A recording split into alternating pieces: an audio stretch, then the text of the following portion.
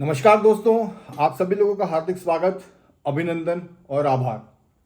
आज हम बात करने जा रहे हैं शनि और राहु की युति के बारे में। बहुत चर्चित युति है। शनि और राहु अगर साथ में हो तो बहुत अलग अलग तरीके के इस युति को नाम दिए गए हैं। शापित दोष, विष दोष, पितृदोष। ये एक डिफ़िकल्ट कंजक्शन माना गया है वैदिक ज्योतिष में कि अगर शनि और राहु साथ में हैं तो ये एक अलग तरीके का योग है जो कि शापित कैटेगरी में आता है, जो कि विष कैटेगरी में आता है, जो कि अच्छा कैटेगरी में नहीं आता है। अब पहले ये समझते हैं कि ये योग के थोड़ा डीप में इसको एनालिसिस करते हैं कि इस योग को ऐसा क्यों कहा गया है, और ये फर्स्ट ऑफ ऑल ये भी जानते हैं कि ये कुंडली में क्यों बनता है। देखिए, ऐसी मान्यता है हमारे शास्त्रों के अनुसार कि अगर ये कुंडली में है शनि और राहु का युति का योग, तो इसका बहुत स्ट्रांग रीज़न ये हो सकता है कि हमारे लास्ट जन्म के कुछ काम नियति के अगेंस्ट हो, अनएथिकल हो। उसके लिए भी ये योग बन सकता है अपनी कुंडली में कि हमने नेचर के अगेंस्ट में कोई काम लास्ट बर्थ में किया हो जो कि हमको नहीं करना चाहिए था, या हमने कोई काम अनएथिकल मीन से, इलीगल मीन से किया हो बहुत हद तक, तो वो एक रिफ्लेक्शन आ रहा है इस बर्थ पे। दूसरा, ऐसी भी मान्यता है कि हमारे पूर्वजों का सोल, आत्मा शांत नहीं है या वो ठीक से रिलीज नहीं है। हेंस ये योग हमारे को इस पत्रिका में, हमारी कुंडली में इस जन्म में आया हुआ है, ये ऐसी मान्यता है। तो प्रॉबेबली ये रीजंस हैं इसके कि वाई दिस योग is being form in your कुंडली नाउ। अब ये योग को इतना अलग अलग नाम और इतना वेटेज क्यों दिया गया है, इस योग को इतना सीरियस क्यों माना गया है, उसके बारे में हम थोड़ी सी बात करते हैं। देखिए, शनि है, शनि और राहु है। अब शनि ग्रह को सभी लोग जानते हैं, या शनि ग्रह एक ठंडा प्लैनेट है, एक स्लो चलने वाला प्लैनेट है। शनि ग्रह एक गंभीर प्लैनेट है। शनि ग्रह एक न्यायप्रिय ग्रह है। कोई भी चीज़ जो डिसीजंस होते हैं वो सोच समझ के, धीरे धीरे, सब एंगल्स को सोच के, इसीलिए उसको न्यायप्रिय ग्रह भी कहा गया हुआ है। तो शनि एक कोल्ड प्लैनेट है और धीरे चलने वाला प्लैनेट है, और ये जो भी रिजल्ट्स करता, एक व्रत प्लैनेट भी है, और इसके जो रिजल्ट्स होते हैं वो प्रॉबेबली इंसान को 36 या 42 ईयर्स के बाद मिलना शुरू होते हैं, अगर शनि आपकी पत्रिका में बहुत डोमिनेंट है और कारक ग्रह है तो ये शनि की कैरेक्टरिस्टिक्स है। अब हो क्या रहा है, राहु की जो कैरेक्टरिस्टिक्स है जब जस्ट अपोजिट है। Rahu is aggression, Rahu is desires.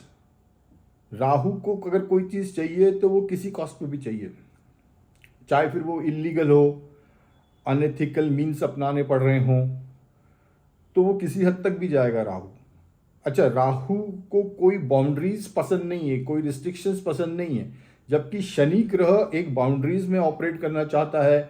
Shani ग्रह हर समय एक दायरे के अंदर काम करता है। शनि ग्रह एक डिसिप्लिन्ड ग्रह है, जबकि राहु एक बिल्कुल डिसिप्लिन ग्रह नहीं है। न राहु को बाउंड्री पसंद है, न राहु को रिस्ट्रिक्शंस पसंद है, न राहु को डिसिप्लिन पसंद है, न राहु को कोई चीज़ धीरे धीरे आराम से करना पसंद है। शनि को वही चीज़ बहुत धीरे धीरे आराम से सोच समझ के करना पसंद है।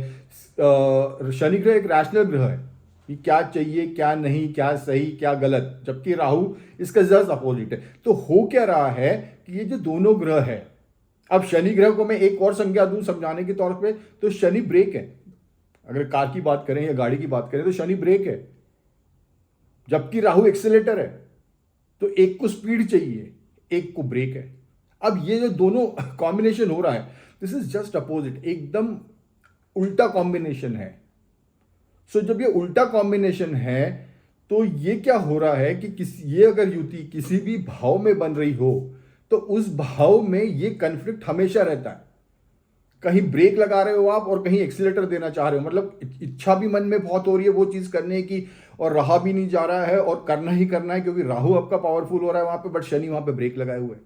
चाहे वो फिर आप समझाने के तौर पे अगर बोलूँ तो आपको अगर प्रमोशन चाहिए है, या लाइफ में कोई पढ़ाई कोई करनी है, या आप कोई किसी चीज़ की इच्छा रखते हैं, तो मन में तो आपका तीव्र भाव है कि वो मेरे को करना ही करना है, वो मेरे को पाना ही पाना है, वॉट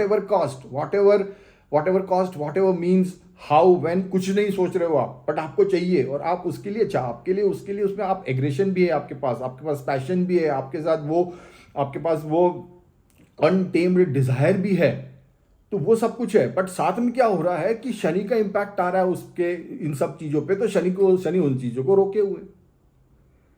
एक तरफ इच्छाओं की ज्वाला उठ रही है, दूसरी तरफ शनि उनको दबाए हुए हैं, दबाने की पूरी कोशिश कर रहा है और दबा रहा है, क्योंकि शनि ज्यादा पावरफुल हो रहा है राहु से और है। तो अब ये जो कारण है, एक तरफ इच्छाएं उठ रही है, दूसरी तरफ दब रही है, ये फ्रस्ट्रेशन का कारण है। ये क्रिएट कर रहा है फ्रस्ट्रेशन, ये क्रिएट कर रहा है डिप्रेशन, ये क्रिएट कर रहा है एंग्जाइटी। और इसके कारण क्या फील हो रहा है, ऐसा लग रहा है कि हमको उस जातक को किसी ने बांध दिया है, उसकी तरक्की रोक दी है, वो कुछ कर ही नहीं पा रहा है, उसका कुछ मूव ही नहीं हो रहा है। कितने इफर्ट्स करने के बाद सॉरी कितने इफर्ट्स करने के बाद कुछ मूव ही नहीं हो रहा है। सालों से लगे हुए हैं, मेहनत कर रहे हैं, पूजा पाठ कर रहे हैं, बट रिजल्ट्स नहीं आ रहा है, ऐसा लग रहा है बांध दिया है। सो अब हो क्या रहा है कि जीरो रिजल्ट हो रहा है, कुछ हो नहीं रहा है। तो उसलिए क्या होता है, ये युति जो है वो फ्रस्ट्रेटिंग युति है एक। तो इसमें ऐसा लगता है कि किसी ने शाप दे दिया है, किसी ने बांध दिया है, पितरों का आशीर्वाद नहीं है, ये सब फीलिंग मन में आ रही है। दैट इज वाई ये इस युति को डिफिकल्ट युति कहा गया है, डिफिकल्ट युति कहा गया है, क्योंकि बहुत दोनों ग्रह बिल्कुल अपोजिट है, और जिस भी ग्रह को जिस भी भाव में बैठ रहे हैं उस भाव में बहुत तगड़ा कन्फ्लिक्ट पैदा कर रहे हैं, बहुत तगड़ा कन्फ्लिक्ट पैदा कर रहे हैं। फॉर एग्जाम्पल, अगर ये फर्स्ट हाउस में बैठे हैं, हम 12 हाउस की बात कर लेते हैं और फिर ये बात करेंगे कि जनरल ट्रेड्स भी क्या है इस युति के। तो पहले मैं 12 हाउस की बात कर लेता हूँ, 12 हाउसेस की। अगर फर्स्ट हाउस में बैठा है तो ऑब्वियसली आपकी पर्सनालिटी एक बड़ी कंफ्यूजिंग पर्सनालिटी होगी, क्योंकि टू वे थॉट्स हर समय चल रहे होंगे। कभी आप एक डायरेक्शन में सोच रहे हो, कभी दूसरे डायरेक्शन में सोच रहे हो। और कौन सा ग्रह ज़्यादा डोमिनेंट है, शनि ज़्यादा डोमिनेंट है कि राहु ज़्यादा डोमिनेंट है। शनि, ये भी देखना पड़ेगा अपने को कि शनि खुद की राशि में तो नहीं बैठा है, मकर राशि में, कुंभ राशि में, तुला राशि में, जहाँ के वो उच्च के हैं, तो ये भी अपने को देखना पड़ेगा। तो कौन सा ग्रह डोमिनेंट है उसके हिसाब से आपके फर्स्ट हाउस के रिजल्ट्स आएंगे। बट इन एनी केस आप में कंफ्यूजन होगा ही होगा। सेकंड हाउस की बात ले लें तो हो सकता है कि आपकी जो फैमिली का हाउस है, तो हो सकता है कि आपको फैमिली में एक अलग निगाहों से देखा जाए, आपकी रिस्पेक्ट कम हो, क्योंकि आपके थॉट प्रोसेस में कंटिन्यूस फ्लक्चुएशंस है। फैमिली में हो सकता है कि रिलेशंस को लेके कन्फ्लिक्ट्स हो, so that is a possibility in second. और थर्ड हाउस हो सकता है कि भाई बहनों से, नेबर्स से, और आपकी जो भी स्किल्स हैं, कम्युनिकेशन है, वो उतनी क्लियर ना हो या उसमें एम्बिग्यूटी हो, और जो भाई बहनों से रिलेशंस हैं, छोटे भाई बहनों से जो रिलेशंस है वो भी ठीक ना हो। अगर फोर्थ हाउस में हो तो ये सुख का स्थान है, तो प्रॉपर्टी को लेके, व्हीकल्स को लेके, मदर से रिलेशंस को लेके हो सकता है कि आपके मदर से रिलेशंस अच्छे ना हो। So that is these are the strong. हो सकता है कि जो इमूवेबल प्रॉपर्टीज हैं, लैंड है, तो इसमें हर समय कोई ना कोई फैमिली के अंदर कोई कन्फ्लिक्ट्स हो और आपको ठीक से लाइफ में एक हैप्पीनेस, एक पीस, एक कंटेनमेंट, एक सुख नहीं मिल रहा हो। If it is happening in fifth house, हो सकता है you may be facing a problem in your love life, romance और चिल्ड्रंस और हायर एजुकेशन। सो मतलब हायर एजुकेशन हो सकता है कि आप चाहते बहुत हो कि मेरे को हायर एजुकेशन लेना है, मैं कोई बड़ा इंसान बनूंगा, अंदर से वो ललक पैदा हो रही है, बट एन वक्त पे शनि ने अपना खेल कर दिया और वो चीज़ नहीं हो पाई। Frustration, higher degree of frustration. Sixth house में हो सकता है कि किसी कारण आप लोन ले लो, चुका ना पाओ, लोन में फंसे हुए हो सकता है कि आपको कोई क्रोनिक डिसीज घेर ले जिससे कि आप निकल ही नहीं पा रहे हो, क्योंकि शनि है, तो शनि के जो भी परिणाम होते हैं वो दूरगामी परिणाम होते हैं। सो हो सकता है कि this is a case in sixth house. हो सकता है कि कन्फ्लिक्टिंग नेचर्स के कारण या किसी कारण हमने शत्रुता पाल ली हो, हमारे शत्रु बहुत पैदा हो गए हों। तो results of Guru Shani Yuti in sixth or seventh house, this is a very dicey situation for Shani Rahu Yuti to be in, क्योंकि ये मैरिज का स्थान है, ये स्पाउस का स्थान है, ये बिजनेस पार्टनर्स का स्थान है। सो conflict of opinions with the wife, difference of opinions with the wife, extramarital relations, so this is all the possibility in seventh house। क्योंकि आपका अगर दिमाग ठिकाने पे काम नहीं कर रहा है तो हो सकता है कि आप गलत डायरेक्शन में भटक जाओ, तो सेवंथ हाउस तो पूरा स्पॉइल हो गया उस केस में। Eighth house, secret affairs, so हो सकता है कि you may indulge yourself in some secret activities which is unethical type. So हो सकता है कि उसमें प्रॉब्लम हो हो सकता है सडन एक्सीडेंट्स, हो सकता है sudden events in life, that could also happen. So this is 8th house. 9th house हो सकता है कि आपका भाग्य साथ नहीं दे रहा है, हो सकता है। अब 9th हाउस के एक साथ जो पिक्युलरिटी है, हो सकता है कि शनि भी है वहां पे, तो हो सकता है। और इफ इट इज प्लेसमेंट अगर अच्छे घर में हो रहा है, जैसे मान लीजिए कुंभ राशि में हो रहा है, जो कि शनि की खुद की मूल त्रिकोण राशि है, तो हो सकता है कि आप एक्सट्रीम सात्विक हो या आप एक्सट्रीम अनलीगल लेवल पे काम करें। सो वो भाग्य का स्थान है, वो धर्म का स्थान है, वो रिलीजन का स्थान है, वो गुरुजनों का स्थान है। तो हो सकता है कि वो पिताजी, वो फादर का भी स्थान है। तो हो सकता है कि आपके फादर्स के साथ रिलेशन या तो बहुत अच्छे हों या बहुत खराब हो, आई एम सॉरी, तो बहुत अच्छे हों।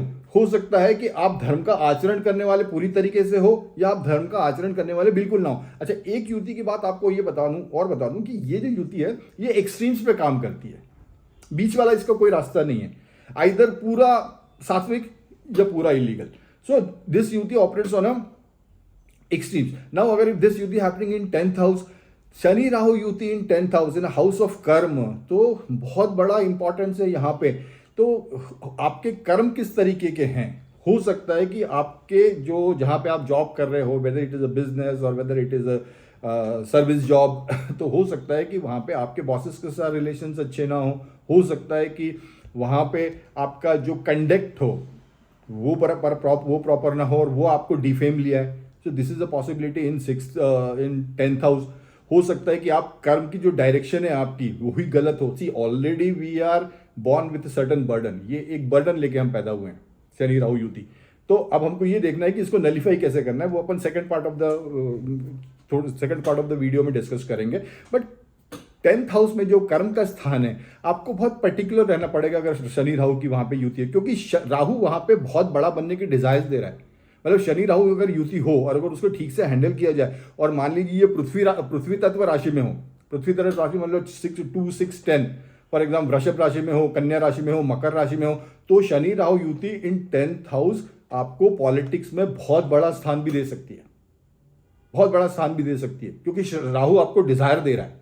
और latter part of the life में ये युति बहुत इफेक्टिव हो जाती है और आपको बहुत बड़ा पॉलिटिक्स में या किसी कॉर्पोरेट कंपनी में सीईओ एमडी इस लेवल तक भी ले जाने की ये युति ताकत रखती है। This yuti is not at all bad, this yuti in certain cases in later part of the life, this yuti is good also, I will tell you that also.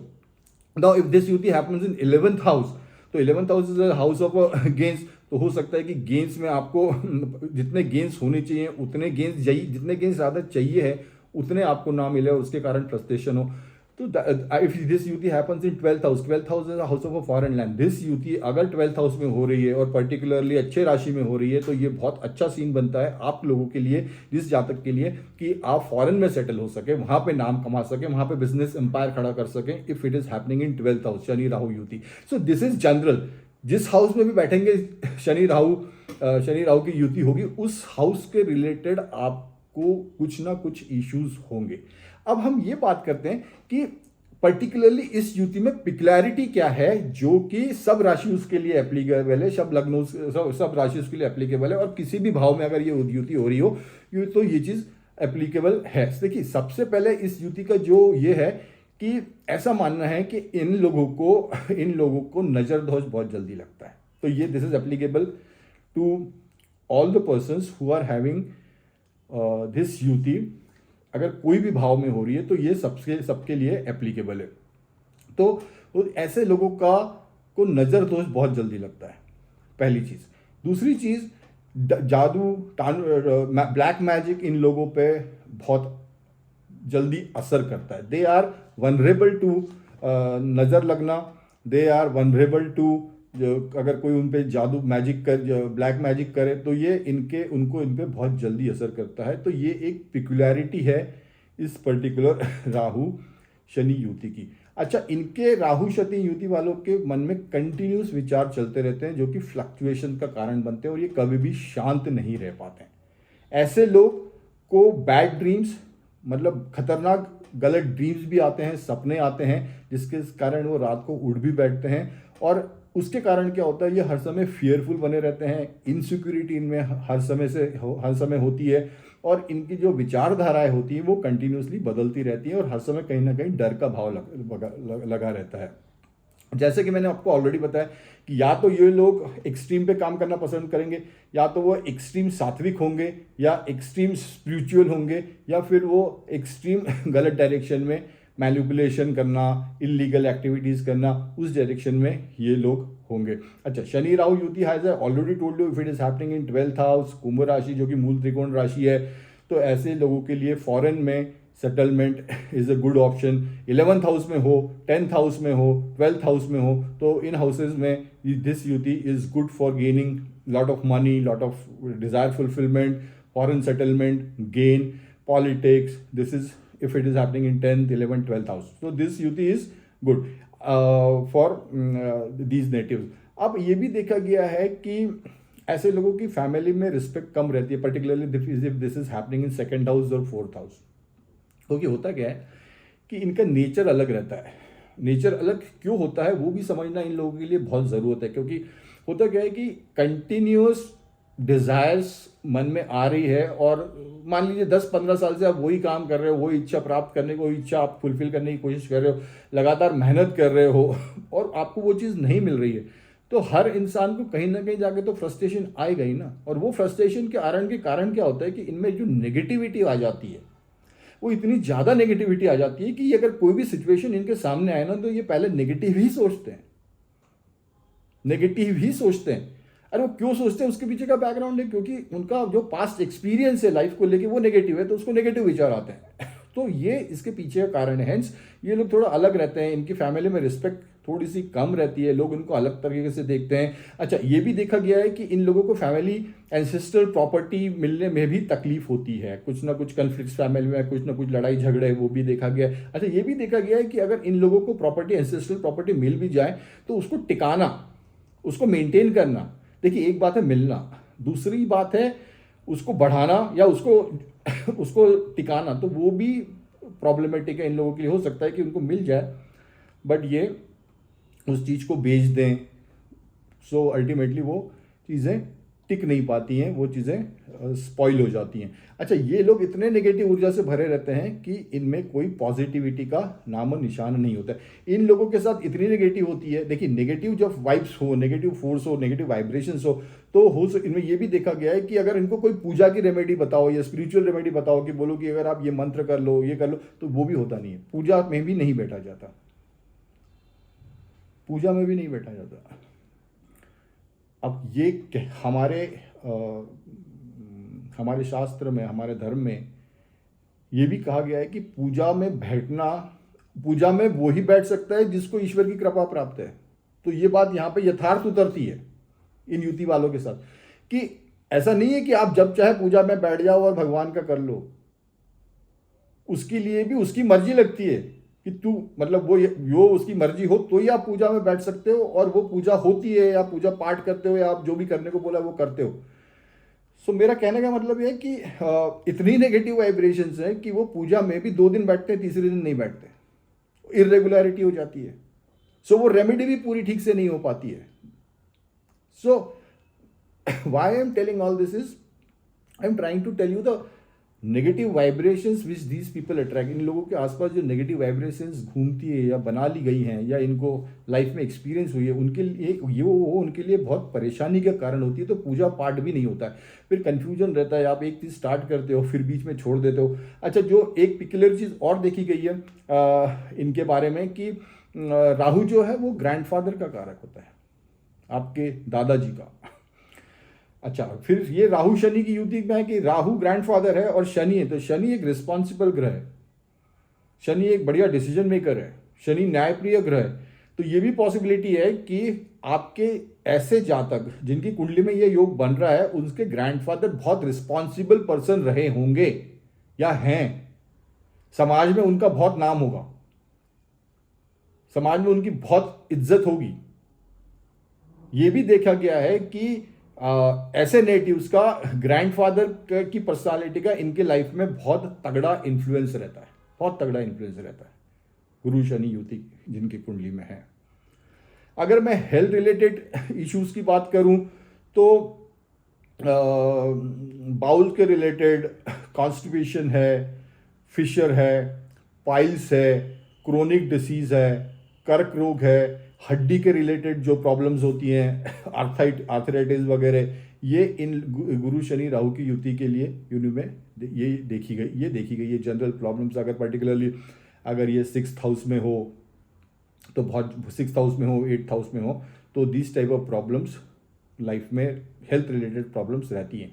ये युति, अगर शनि राहु युति की बात करूं, अगर सपोज 8th हाउस में हो रही हो, क्योंकि अध्यात्म का भी स्थान है, जो कि सीक्रेट अफेयर्स का भी स्थान है, ऑकल्ट साइंस का भी स्थान है, 12th हाउस मोक्ष का भी स्थान है, तो अगर ये 8th और 12th हाउस में हो रही हो शनि राहु की युति, तो इज गुड फॉर अध्यात्म, गुड फॉर इंटरनल जर्नी, ध्यान के लिए, योगा के लिए, मेडिटेशन के लिए, स्व अध्याय के लिए कि मैं कौन हूँ, मैं इस धरती पे क्यों आया हूँ, मेरा पर्पस क्या है, ये सब विचार इस युति में अगर 8th हाउस और 12th हाउस में है तो उठते हैं। अब ये भी समझ लेते हैं कि अगर ये युति अलग अलग राशियों, मैंने भाव का तो आपको एक जनरल प्रेडिक्शन बताया कि कहाँ प्रॉब्लम्स हो सकती हैं।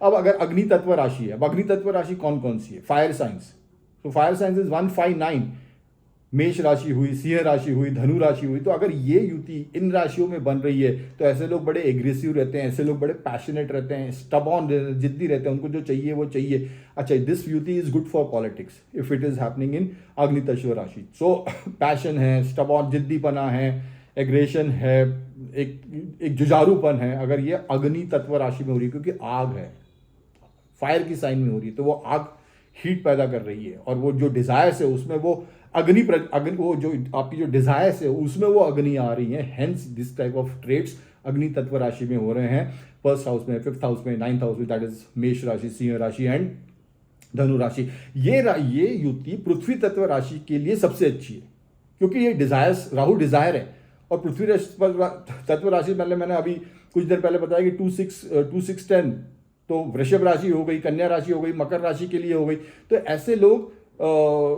ऐसे लोग पॉलिटिक्स में बहुत अच्छा करते हैं, बहुत अच्छा करते हैं। ये लोग स्ट्रीट स्मार्ट होते हैं। ये हाइपोक्रेसी इनको बहुत अच्छी आती है, मतलब है कुछ, मन में कुछ चल रहा है, बाहर कुछ दिखा रहे हैं, बट स्ट्रीट स्मार्ट है, अपने आप को कैरी कैसे करना है वो आता है। और ऐसी जो ट्रेड्स हैं जो कि आज के काल में बहुत इंपॉर्टेंट हो जाते हैं, पर्टिकुलरली इन पॉलिटिक्स, कि आप सब चीज़ सहन भी कर रहे हो, लोग गालियां भी दे रहे हैं तो भी सहन कर रहे हो, बट आप स्ट्रीट स्मार्ट हो, आपको पता है कि चीज़ों को हैंडल कैसे करना है, चीज़ों को मैनिपुलेट कैसे करना है, शो क्या करना है। भले अंदर कुछ भी चल रहा, अंदर इनके पहाड़ टूट पड़ा हो, बट ये बाहर शो नहीं होने देंगे। ये इस तरीके के लोग रहते हैं जब ये युति इनके पृथ्वी तत्व राशि में हो रहती है। गो गेटर रहते हैं, बड़े व्यवहारिक लोग रहते हैं, प्रैक्टिकल लोग रहते हैं, if it is happening in prithvi tattva rashi. अगर मैं वायु तत्व राशि की बात करूं तो अपनी वायु तत्व राशि में 3-6-11 मिथुन राशि हो गई, तुला राशि हो गई, कुंभ राशि हो गई, ये हो गई वायु तत्व राशि। तो वायु तत्व राशि में ये बड़ा राहु, देखिए राहु एक बाहर का प्लैनेट है, राहु एलियन प्लैनेट है। तो एलियन प्लैनेट का मतलब है राहु बाउंड्रीज को नहीं मानता है, राहु कोई रिस्ट्रिक्शंस को नहीं मानता है। और राहु के सबसे बड़े जो खासियत है, जो लीक से हम एक लीक पे हम काम कर रहे हैं, उस लीक के अगेंस्ट में काम करता है। ये हर समय जो ट्रेडिशन चल रहा है उस ट्रेडिशन के अगेंस्ट में काम करता है। दिस इज राहु, और ये वायु तत्व राशि में हो रही है, सो एक्सप्लोड हो रहा है।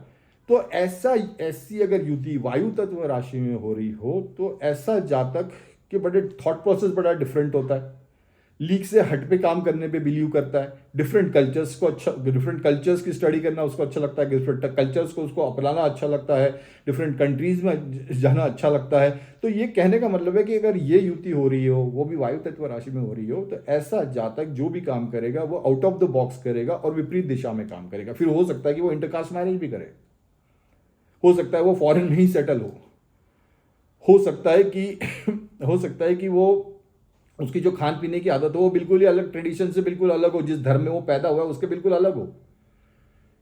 सो वॉट एवर दिस युति, जिस भी अग्नि अगर वायु तत्व राशि में हो रही हो, तो वो बिल्कुल एक अलग तरीके से ऑपरेट करना पसंद करेगा अगर वो वायु तत्व में हो रही है। अगर जल तत्व की बात करें तो जल है, जल इज लिक्विड, वाटर, इमोशंस, आंसू क्या है?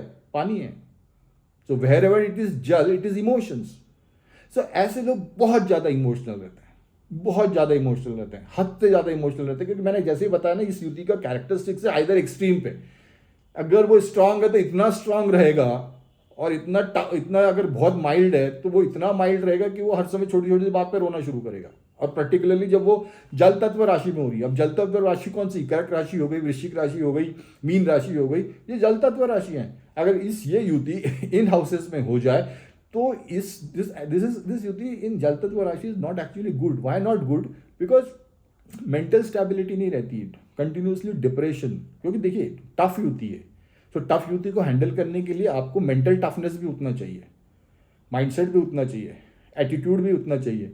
और अगर आपकी जल तत्व राशि है तो जल तत्व राशि है तो कंटिन्यूसली आप अंदर से इमोशंस से भरे हो, बात बात में आप सेंटिमेंटल हो रहे हो, तो इस युति को हैंडल करना और डिफिकल्ट हो जाता है जल तत्व राशि वालों के लिए। तो डिप्रेशन हुआ, गलत सपने आना, गलत ड्रीम्स आना, हेलुसिनेशन होना, इमोशनली वीक होना, मेंटल प्रॉब्लम, शारीरिक प्रॉब्लम, ये सब हो जाता है अगर जल तत्व राशि में हो।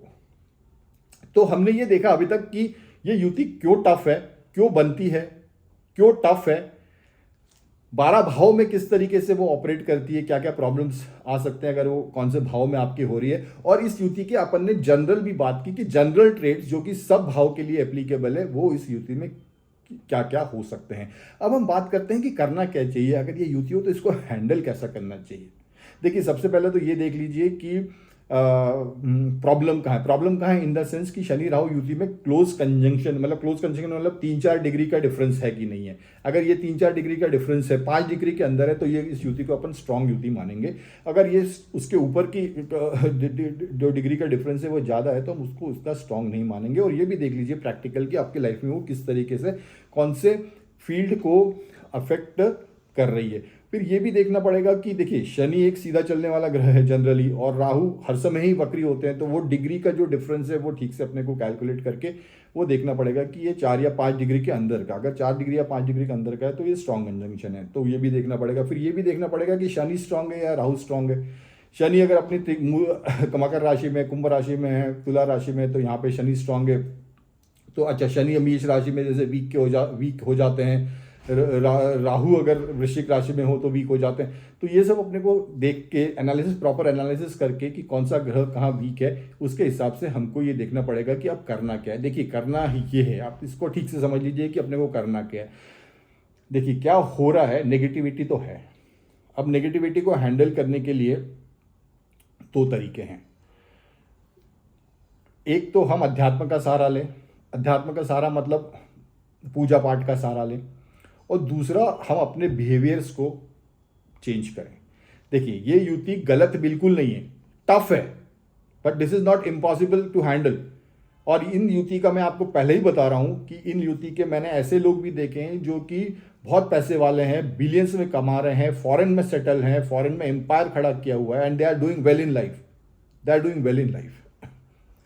और जिसकी भी ये होती है ये युति अच्छा रिजल्ट्स देगी। अब हम उसी के बारे में चर्चा कर रहे हैं। तो हमको पहले ये देखना है कि हमको करना क्या है ना। करना सबसे पहले तो हमको आध्यात्मिक रेमेडी जो मैं आपको बता, पहले तो देखिए, पहले तो आपने को इसको अपने आप को कवच क्रिएट करना पड़ेगा अपने आसपास। कवच क्रिएट करने का मतलब है कि मेरे को अपने को आपको प्रोटेक्ट कर, मेरे को अब स्वयं को प्रोटेक्ट करना है।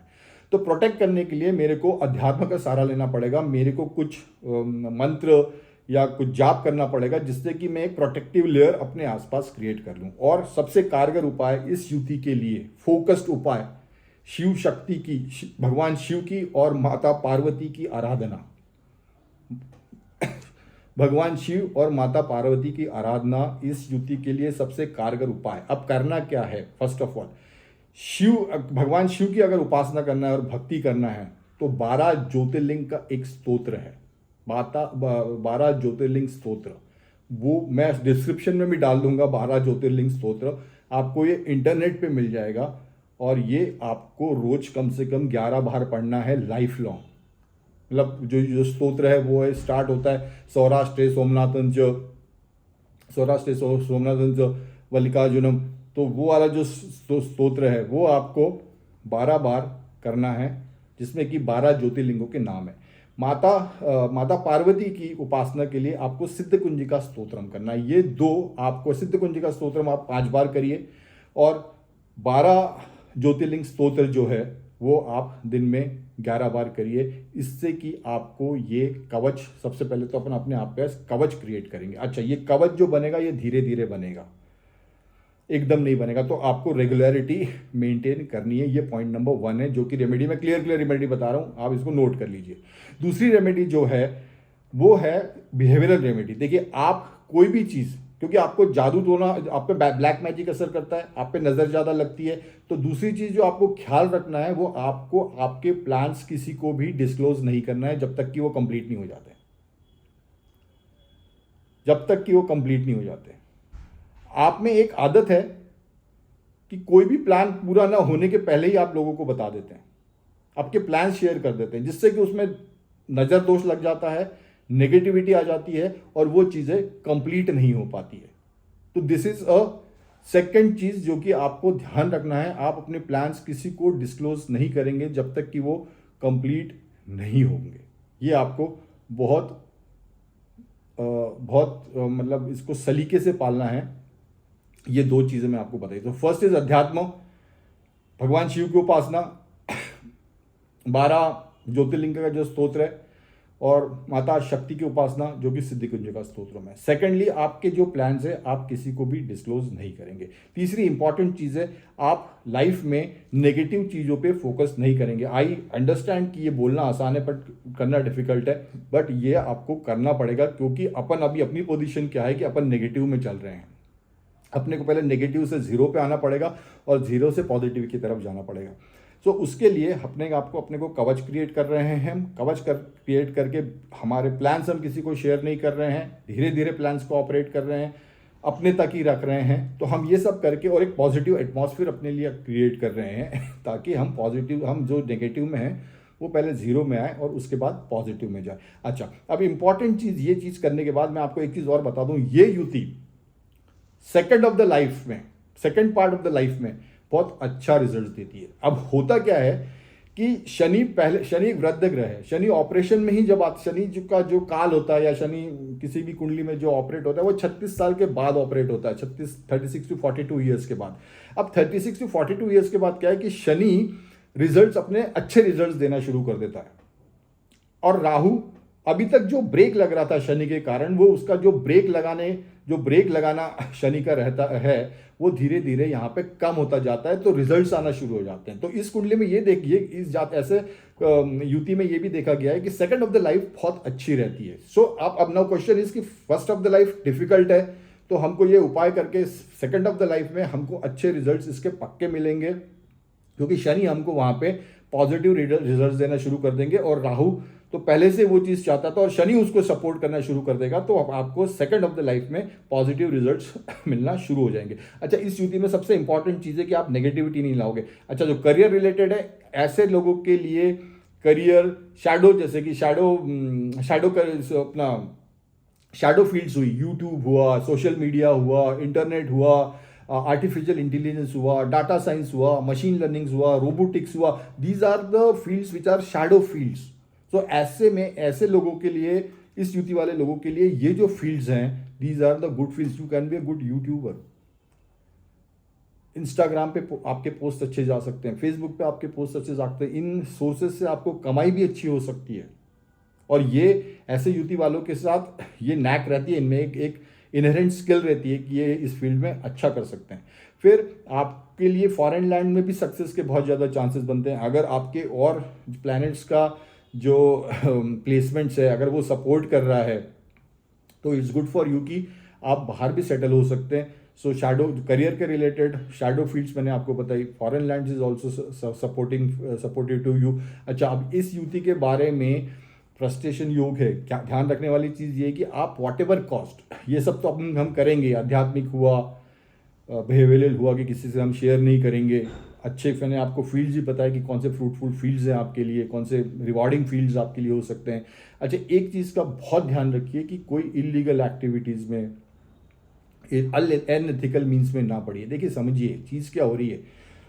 बर्थ चार्ट में जो कॉन्फ़िगरेशन है इस युति का, वो नेगेटिव कॉन्फ़िगरेशन है, भारी है, एक कर्जे के साथ पैदा हुए हैं, तो कर्जा हमको पहले चुकाना है।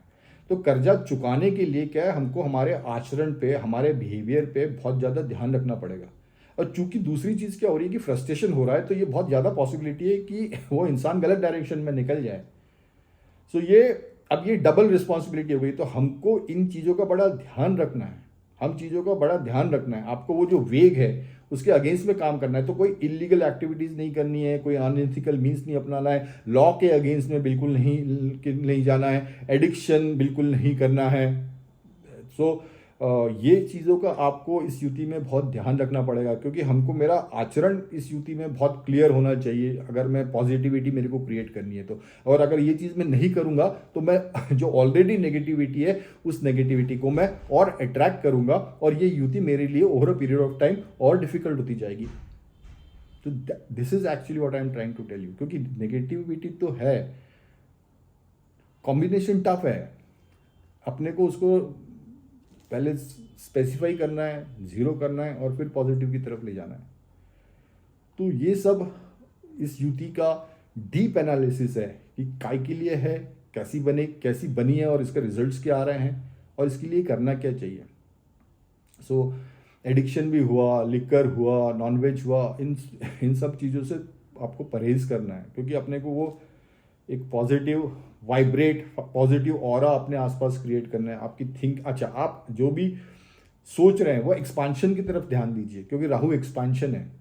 ऐसे लोग को मैंने ये देखा है कि बहुत ज़्यादा एक्सपैंड करते हैं लाइफ में, जिस भी फील्ड में हो, फोकस अगर उस फील्ड में करना शुरू कर दिया। You can be have a good career in TV also, in cinema also. ये भी आपके लिए अच्छे फील्ड्स हैं, because these are all shadow fields, और राहु शैडो का कारक है।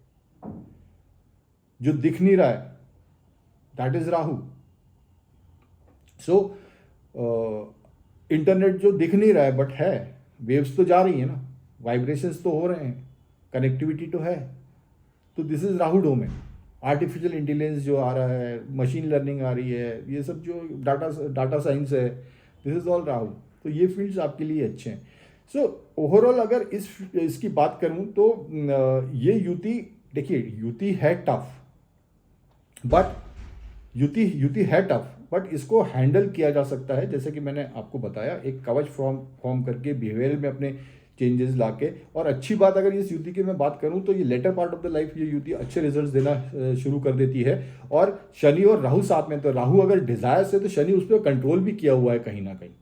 तो ये भी एक अच्छी बात है कि राहु को शनि ने कंट्रोल करके रखा हुआ है। अच्छा, एक चीज़ इन लोगों में बहुत अच्छी देखी गई है, अगर ये particularly latter part of the मैं लाइफ में बात करूं, कि first part of the life में इतने ज़्यादा इन्होंने कष्ट झेल लिए होते हैं और दुनियादारी को इतना देख लिया होता है कि जब इनको latter part of the life में चीज़ें मिलना शुरू होती है तो ये बड़े उदार हो जाते हैं, ये बड़े दानवीर हो जाते हैं। ये इनमें दान की भावना, धर्म की भावना, देने की भावना ये बहुत आ जाती है क्योंकि उनको उस चीज़ का मिली है उनको चीज़, बट वो लेटर मतलब इतने कष्ट भोगने के बाद वो चीज़ मिली है कि शायद जब वो चीज़ मिलती है तो उनका उसका चार्म भी खो जाता है। सो और उसके बाद क्या होता है, नॉट चार्म खो जाता, जिसके बाद जब उनको मिलती है तो लाइफ का उन्होंने सब फेसेट्स, सब डायरेक्शन, सब एंगल्स देख लिए होते हैं, सब डायमेंशंस देख लिए होते हैं। उनको पता चल गया होता है कि इस लाइफ में कोई मतलब है नहीं एक्चुअली। पर्पस तो सिर्फ यही है कि स्व अध्याय, कि मैं कौन हूँ, मैं इस दुनिया में क्यों आया हूँ, मैं इस पृथ्वी पे क्यों आया हूँ, और मेरे को किस काम के लिए भेजा गया है। क्योंकि हर चीज़ उन्होंने टेस्ट करके रखी होती, टेस्ट कर ली होती है, इतनी उनको प्रताड़ना या दुख मिले होते हैं। तो ये latter part of the life में इनको सब चीज़ें मिलती भी हैं, बट उन चीज़ों का जो उनका भाव अंदर का हो जाता है वो लुटाने का भाव हो जाता है। तो later part of the life this yuti is very good.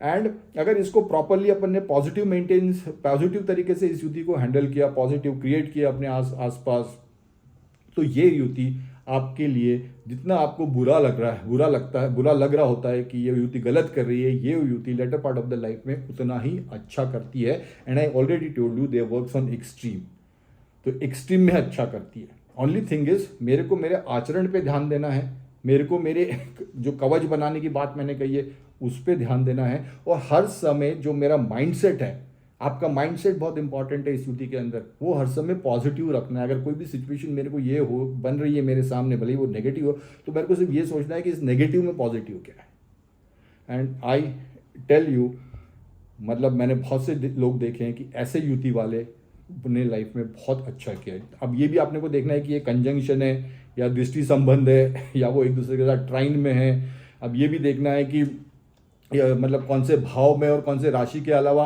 अपने को ये भी देखना है कि राहु कौन से नक्षत्र में है, शनि कौन से नक्षत्र में है, तो ये भी हमने को वो चीज़ें देखना है। बट एक चीज़ का ये है कि कोई अनलीगल एक्टिविटीज़ ना करें, अनलॉफुल एक्टिविटीज़ ना करें, किसी को धोखा ना दें, किसी के साथ छल ना करें, किसी का कपट ना करें, नो शॉर्टकट्स। क्योंकि होगा टेंडेंसी क्या है इस युति की कि शॉर्टकट्स, कोई फ्रस्ट्रेशन में कोई चीज़ हो नहीं रही है तो शॉर्टकट्स अपना लो, तो वो चीज़ अपने को नहीं करनी है। अब क्योंकि वो जैसे वो चीज़ की वो पॉजिटिविटी क्रिएट नहीं हो पाती है और फिर से हम वो नेगेटिव जोन में चले जाते हैं, जिससे कि हम बाहर निकलने की कंटिन्यूस कोशिश करते हैं। तो ये सब चीज़ों को ध्यान रखते हुए हमको इस युति को हैंडल करना है।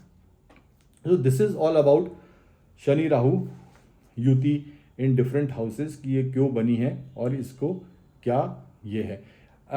इसका आप हनुमान चालीसा भी इस युति के लिए कर सकते हैं। हनुमान चालीसा शनिवार को गरीबों को या स्वीपर्स को खाना खिलाना, ये भी युति के कारगर उपाय हैं। ध्यान आपको ये रखना है कि आप कोई प्लान किसी के साथ शेयर ना करें जब तक वो कंप्लीट ना हो जाए। तो this is all about Rahu Shani yuti, अलग अलग डायमेंशंस, अलग अलग एंगल्स, क्या करना चाहिए क्या नहीं करना चाहिए। And I tell you this yuti is not always bad. The question is कि मैं उस युति को किस तरीके से अप्रोच कर रहा हूँ, किस तरीके से हैंडल कर रहा हूँ। और पर्टिकुलरली अगर इस युति पे शुक्र की दृष्टि आ जाए, गुरु की दृष्टि आ जाए, बुध की दृष्टि आ जाए, सॉफ्ट प्लैनेट्स की दृष्टि आ जाए, तो रिजल्ट्स अलग अलग डायरेक्शंस में चेंज हो सकते हैं और सपोर्टिव रिजल्ट्स आना शुरू हो जाते हैं, फेवरेबल रिजल्ट्स आना शुरू हो जाते हैं। सो ओवरऑल पत्रिका देखना बहुत ज़रूरी है। अच्छा, यही पोजीशन फिर नवांश में किस तरीके से आ रही है, that is also to be thin. D charts में कैसे आ रही है, that is also thin. Particularly कौन कौन से नक्षत्र में ये चीज़ें बैठी हुई हैं, तो there are many dimensions to its detail study के लिए। बट ओवरऑल अगर राहु शनि की ये बात करें तो डिफिकल्ट कंजंक्शन है, बट इसको हैंडल किया जा सकता है। एंड आई एम श्योर कि अगर हम ये कर लें तो हम एक बहुत अच्छे प्लेटफॉर्म पे, पॉजिटिव प्लेटफॉर्म पे पहुंच जाएंगे।